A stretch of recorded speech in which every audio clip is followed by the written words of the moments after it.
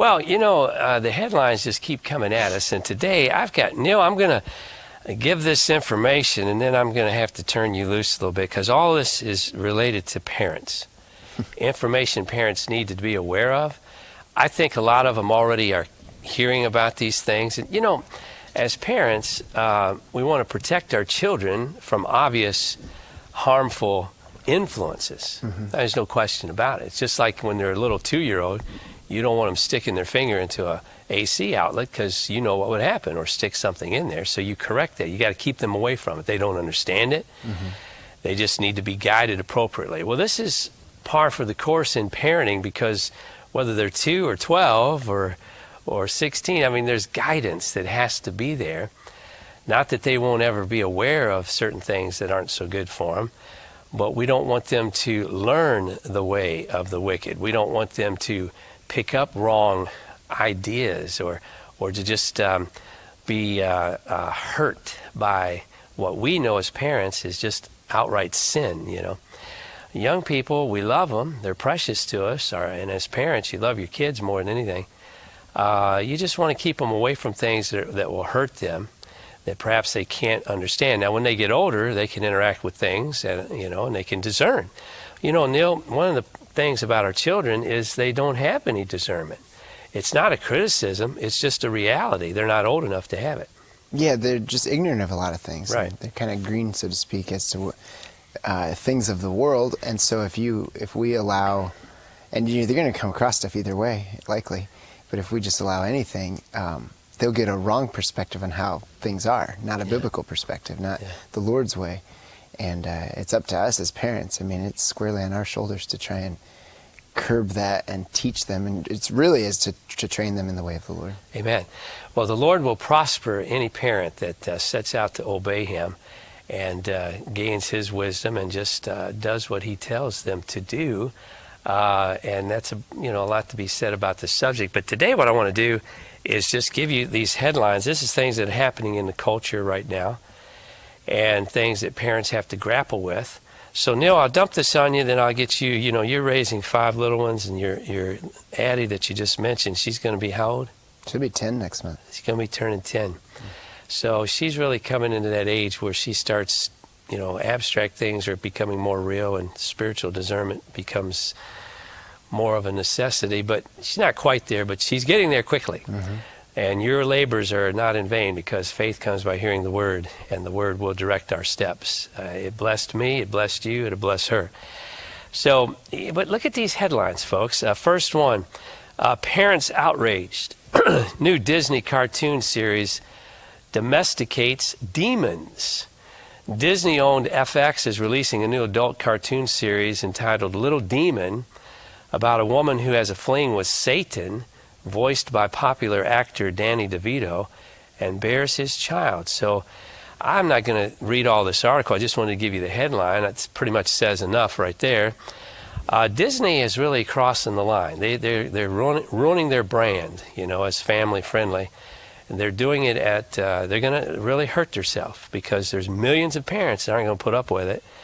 And they own this, and they're responsible for it. You should know about it, and of course keep your kids away from it.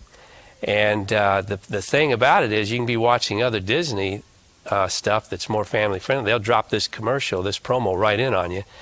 I was reading this whole article, and the gentleman, as a matter of fact, it was a U.S. congressman that said, look, I'm watching, I got 11-year-old, I had to guard their eyes from this. I didn't want them to see that. So the promo, but check that out. Next headline, perhaps you've been hearing about this. It's unfortunate. Peppa Pig debuts lesbian polar bear couple on popular children's cartoon. The debut is the first time a same-sex couple has been featured in Peppa Pig's 18-year history. I'm not familiar with Peppa Pig. I haven't been raising kids for a long time, and my grandkids, their parents take care of such things. I never heard of Peppa Pig until about 2 weeks ago. It might have been around 18 years. I didn't know about it. All right, but it's a popular children's franchise throughout the globe, actually, where it is watched in 180 countries. Some American parents have even reported their children speaking in British accents because of the show. A Peppa Pig theme park opened in Winter Haven, Florida earlier this year. That's fresh. I didn't know that. Cartoon was acquired by Hasbro in a $3.8 billion deal in 2019. But Peppa Pig here is, crossing the line. So, you need to at least be aware of this. And quite honestly, I think a lot of parents, they don't want their children exposed to wrong behavior. Here we go. Majority of parents think big tech, social media corrupting kids. Wow. This was an eye-opening poll, actually. I found it in some ways encouraging, but recently a poll was released and it revealed that 82% of American parents are concerned about the detrimental impact the internet will have on their children. And then one more headline: more parental guidance and legislation are needed to protect teens from big tech, experts say. As negative mental health outcomes for young people continue to reach unprecedented levels, many are pointing to the increased use of social media as a main culprit. Experts say that a two-pronged approach of more parental guidance and new laws governing big tech companies are needed to combat the problem. So, you got your little ones, they're just kind of innocent, but you got to keep their eyes off of things that aren't right and will be detrimental to them. They don't want to pick up wrong things. And then you got your kids that are coming into the teen years, 12, 13, 14 especially, and so forth. And they're being immersed in this social media world, big tech world. And look at these headlines. 82% of American parents are concerned about the detrimental impact.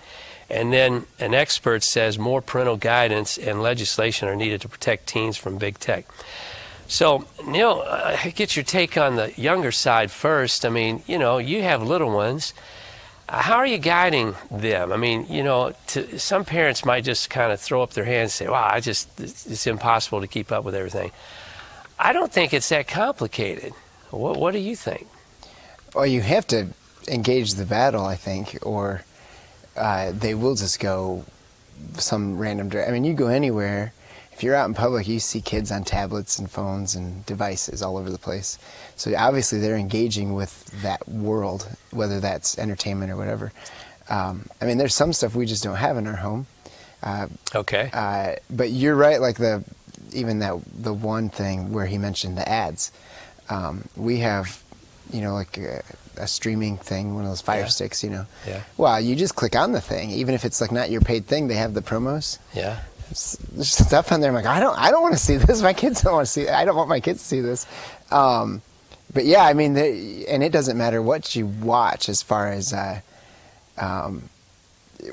could be, like the PBS stuff, the Peppa Pigs. I heard the Peppa Pig. My wife heard it before I did, because our 3-year-old, she likes Peppa Pig. Sure, yeah. So, and it's kind of goofy. I don't know that I've maybe watched one full episode. Yeah, it's really skewed for really young kids, obviously. But if you don't do, and the other thing that we try to do, now, I don't know, my kids have come across some things already. So, but even when they're young, like you gotta we try to just we gotta talk through something. Like, why don't we watch this? Why do we watch this? We don't want to watch that. And if they ask, well, why can't we? It's like, well, this doesn't honor the Lord, and this is why. Okay. That's the angle I always take with it. Do I do that well all the time? No.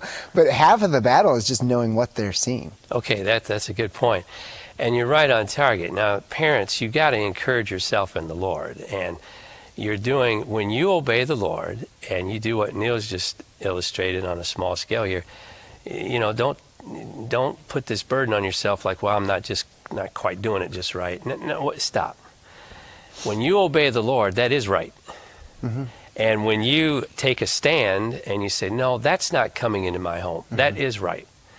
And there's the need for millions of households across the country, yours included, we have to make our homes a sanctuary. Hey, we're in the world, and we're going to cross paths with your kids are going to cross paths. There's a world of difference between crossing paths with something and being exposed to it long enough to assimilate it. Mm-hmm. Two different worlds. Mm-hmm. When you obey the Lord and you are separate from the world, you'll be aware of it. Your kids will know, well, this is right, this is wrong. They'll know what's wrong. They'll have some knowledge, but they're going to be pretty innocent concerning evil, which is exactly what your New Testament teaches believers of all ages. Mm-hmm. We don't need to be well-versed in evil. Right. So you can accomplish that goal And as you make your home a sanctuary, you just take your stand and you just have some diligence, and things slip through the cracks sometimes, and you might, look, if you're embarrassed, your children are sitting there, well, you just face it like news. We can't watch that. Now you got a good conversation. Mm-hmm. But it's the persistent negligence that is exposing children to what's wrong. Now they start assimilating. Now they start developing a perspective, a persuasion of heart that's wrong. That's what you want to avoid. That's what you can avoid. And as you are diligent, God will bless it. So make your home a sanctuary, and that will prosper you. Yeah, I agree. I mean, they're going to be around kids that have been exposed to things. Oh, yeah. They're going to hear stuff like you say. And unfortunately, it seems that a lot of kids have, at least kids that we work with, that maybe aren't in a Christian home environment per se. They just have unfiltered access to the internet. But that stuff, the problem, I mean, not the problem, it's always been this way, but I feel like it's more accessible than ever before. Yeah. And from my perspective, I mean, they're coming for your kids. We've always known that. Okay, yeah. But I think I see it different now that I have young kids. Amen. Yeah. I mean, they're targeting children, and they want to, we had an incident this summer, and with something with a device, and it was like, I mean, they're pushing this stuff through to where an innocent child can find stuff, and you could mess them up for life if you don't pay attention. Okay, that's a good place to kind of pause here, because this is a subject that really is worthy of a lot more of attention. But we want to bring it to, get it on your radar screen again. Encourage parents, grandparents. You can be a help. You can't function solely as a parent unless you have guardianship. And then, you're going to have to step it up a little bit. But be encouraged. You don't have to, it's not so much that, oh, my child crossed paths with that. Yeah, well, we all are in a world that's got lots of sin in it. But separate them from it.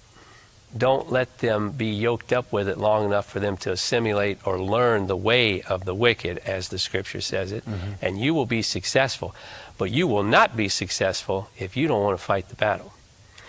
Well, wow, the internet thing, that's a big subject. We'll come back to it along the way, but just be aware of the great concern, and you're going to have to rein it in and have some control over it, no doubt about it.